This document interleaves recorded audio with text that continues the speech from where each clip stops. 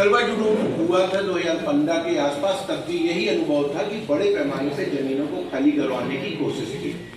दूसरा बड़ा सवाल है कि जो आदिवासी है, एक आदिवासी एक जंगल के अंदर यदि पेड़ काट लेता है तो उसके ऊपर अपराध दर्ज होता है और निर्दोष आदिवासियों को हत्याएं की जा रही हैं, राज्य प्रायोजित हत्याएं हैं।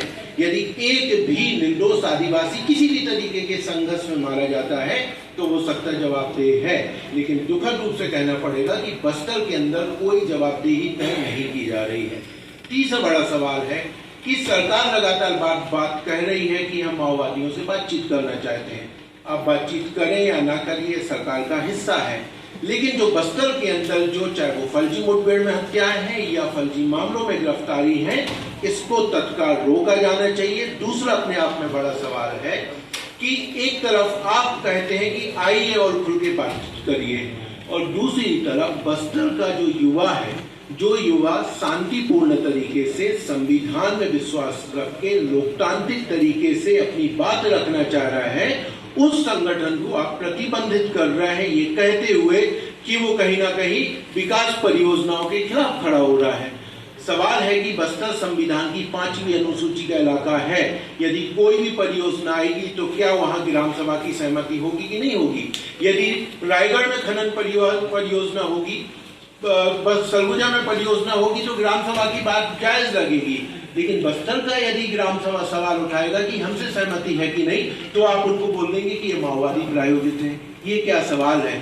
तो मूलवासी बचाओ मंच जैसे संगठन, सिलगैर की घटना जो पिछले सरकार में हुई थी, जहां पे 3 निर्दोष लोगों की हत्याएं हुई थी, पिछले 3 सालों से वो संगठन शांतिपूर्ण तरीके से बस्तर में धरना कर रहा है, और सिर्फ सिलगैर नहीं, तमाम जगह धरना हो रहे हैं। लेकिन उन लोकतांत्रिक तरीके के संघर्ष को आप जो है माओवादी बता के उनको जेल में डाल रहे हैं, उन युवाओं को कुचल रहे हैं, और दूसरी तरफ आप बालता की बात कर रहे हैं। तो कहीं ना कहीं बस्तर को एक तरीके से आपातकाल लगा दिया गया है। बस्तर के अंदर लोकतंत्र नहीं है, बस्तर के अंदर संविधान को कुचला जा रहा है, और बस्तर के अंदर निर्दोष आदिवासियों को मारा जा रहा है।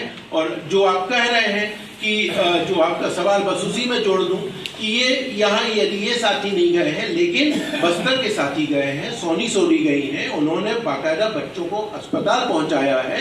बस्तर के तमाम पत्रकार हैं जो बड़ी मुश्किल से पहुंच के रिपोर्टिंग कर रहे हैं। लेकिन ये भी सच्चाई है कि आज घटना स्थल पे पत्रकारों को भी जाना मुश्किल हो रहा है। क्या है जो छुपाया जाना अपने आप में बड़ा सवाल है। धन्यवाद। अधिकार दिया हुआ है, तो हम सरकार से चाहते हैं, हम तो यही चाहते हैं कि सरकार तमाम राजनीतिक दलों को, जन संगठनों को बुला के शांति वार्ता करे। इससे क्या दिक्कत है? क्या वो अपने मनमानी ढंग से करेगा कि मैं इसको नक्सल उन्मूलन कर रहा हूँ? भाई अगर आप जो कर रहे हैं तो बताइए ना, लोगों को बैठाइए, क्या दिक्कत है? पुलिस की गोली से लोग मर रहे हैं, जो उनके बारे में विवरण प्रेस को देती है, प्रेस को ब्रीफ करती है कौन मरा है, उसका विवरण क्या क्या है।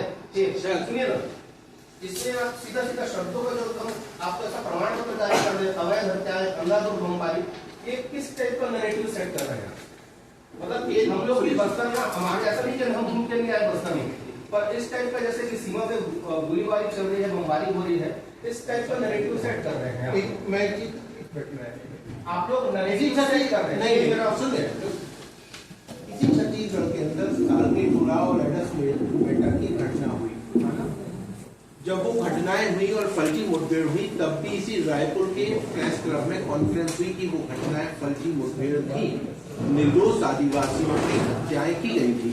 उस समय भी यही आरोप लगाए गए कि कहीं ना कहीं एक माहौल क्रिएट किया जा रहा है, पुलिस बल का मनोबल गिराने की कोशिश है। अंततः क्या हुआ? जांच आयोग बैठा, जांच आयोग की रिपोर्ट आई, न्यायिक जांच आयोग सरकार ने गठित किया, और सरकार के न्यायिक जांच आयोग की रिपोर्ट में यह स्पष्ट हुआ कि दोनों घटनाएं फर्जी थी, कोई माओवादी नहीं था, निर्दोष आदिवासियों की हत्याएं हुई थी 17 लोगों की। विधानसभा के पटल पे वो रिपोर्ट रखी गई।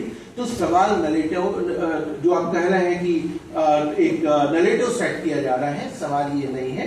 सवाल ये है कि एक निर्दोष आदिवासी की भी हत्या हो रही, वो गलत है, हम उसके खिलाफ बोल रहे हैं। एक फर्जी व्यक्ति भी यदि जेल में जा रहा है तो वो नहीं होना चाहिए। और बस्तर में हत्याएं हो रही हैं, ये बात तो लगातार न्यायिक जांच आयोग कह चुका है। क्या सालकेगोड़ा की घटना को आप नहीं मान रहे कि 3 लोगों की हत्याएं हुई, जहां पे सरकार ने खुद मुआवजा दिया? यदि माओवादी थे तो मुआवजा क्यों दिया गया? दिया ना मुआवजा।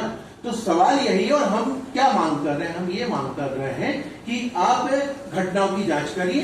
क्यों जांच नहीं करते? सरकार जांच करने से पीछे क्यों हट रही है? आज तक क्यों सालकेगोड़ा की घटना पे की रिपोर्ट पे कार्रवाई क्यों नहीं की गई? आरोप ही सरकार आती लाती रहती है, बीजेपी की सरकार या कांग्रेस की सरकार। हम सत्ता की बात कर रहे हैं, ठीक है? हम यहाँ सत्ता की बात कर रहे हैं, हम बीजेपी कांग्रेस की बात बिल्कुल नहीं कर रहे हैं। कोई भी सरकार, लेकिन सरकार इस पर कार्रवाई क्यों नहीं करती? और जो आदिवासी है उनको निशाना क्यों बनाया जाता है? क्या सरकार इस पर वाहवाही लूटना चाहती है आदिवासी लोगों को? नहीं, हमें तो लग रहा है कि कहीं यदि यही स्थिति बस्तर में है तो क्या हम ये बिल्कुल आरोप के साथ इस बात को कह रहे हैं कि क्या सत्ता आदिवासियों के खिलाफ अघोषित युद्ध तो नहीं छेड़ के रखी है माओवादियों की आड़ में? ये सवाल है। और मुझे ये कोई परहेज नहीं बोलने पे कि जब टाटा और एस्सार जैसी परियोजनाएं आती हैं और सर्वे जुलूम बस्तर में शुरू होता है, जिस अबुझमाड़ के अंदर लगातार फर्जी मुठभेड़ की घटनाएं बढ़ गई हैं, उसी अबुझमाड़ के अंदर 52,000 हेक्टेयर जमीन सेना के बेस कैंप को दी जा रही है। क्या बेस कैंप की प्रक्रिया ग्राम सभाओं के तहत, 5वीं अनुसूची के तहत, संविधान के तहत चलेगी या बुलडोज करके जमीनों को खाली करवाया जाएगा? इसीलिए हम इस बात को कह रहे हैं लगातार कि आप निश्चित तौर पे जब भारत के बाहर ताकतों के साथ, विदेशी ताकतों के साथ संवाद की बात करते हैं तो क्यों बस्तर के अंदर संवाद की बात नहीं होती? एक। दूसरा, आप संवाद करते हैं नहीं करते हैं ये सरकार को निर्णय करना है, लेकिन जो निर्दोष आदिवासियों की हत्याएं हैं वो नहीं होनी चाहिए। लोकतांत्रिक देश में संविधान का यदि राज है और यदि निर्दोष आदिवासी की हत्याएं हो रही हैं तो चाहे वो मीडिया के साथी हो, चाहे वो हमारे जैसे साथी हो, ये सबका दायित्व बनता है उनके लिए बोलना। क्योंकि जो बस्तर के अभी जो 10 और 11 की हत्या हुई है वो पीबीटीजी हैं, आदिम जनजाति समूह है, जिनके संरक्षण का दायित्व इस देश के राष्ट्रपति से लेकर सत्ता के लिए है। लेकिन आदिम जनजाति समूह के लोगों की हत्याएं आप सोचिए कि कितना दुखद है। इस बात को गंभीरता और संवेदनशीलता से हमें सोचना होगा।